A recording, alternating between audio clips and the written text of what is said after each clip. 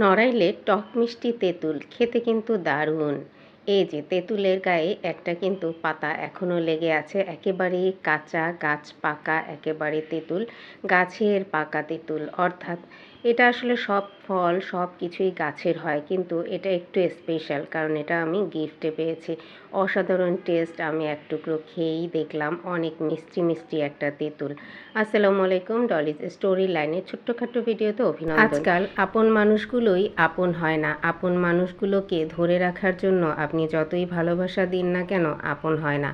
আসলে পর মানুষকে আপন করতে সময় খুব কম লাগে। আপনি পর মানুষকে একটু ভালোবাসা দিবেন, সেই মানুষগুলো আপনার প্রাণের প্রিয় হয়ে উঠবে। নড়াইলের বিখ্যাত খেজুরের গুড়, অরিজিনাল খেজুরের ঝোলা গুড়, যেটাকে আমরা ঝোলা গুড় বলে থাকি, অনেকেই অনেক রকম নামে চিনে।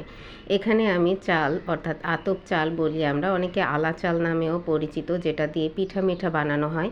এই চাল এবং খেজুরের অরিজিনাল গুড় এবং হচ্ছে তেঁতুল, এগুলো গিফট আকারে পেয়েছি বলতে পারেন। এটা খুব দুদিনের পরিচয়। আমরা হসপিটালে আছি আমার শাশুড়িকে নিয়ে, অনেকেই জানেন।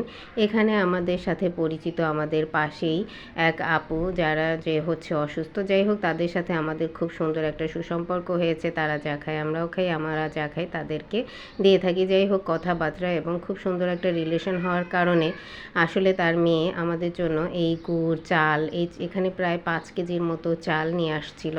জানি না কেন, তারপরেও যেহেতু আদর করে ভালোবেসে নিয়ে আসছে, এ কারণে আর না নিয়ে পারলাম না। যার কারণে আসলে এখানে 5 কেজির মতো আতপ চাল। যদিও আমি পিঠা মিঠা তেমন একটা খাই না, অর্থাৎ আমি বাসায় পিঠা বানাই না বললেই চলে। গ্রামে যাই, শাশুড়ির হাতে পিঠা খাই এবং হচ্ছে দেখা যায় অনেক সময় চালের গুঁড়া দিয়ে দিতে চাইলেও আমি আনি না।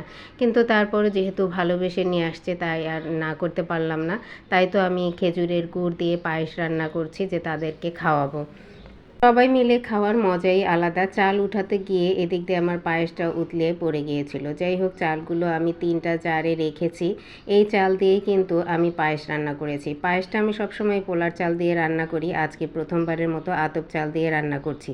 সত্যি খেজুরের একটা মিষ্টি ঘ্রাণ, মনে হচ্ছে অরিজিনাল খেজুরের রস দিয়ে বানালাম।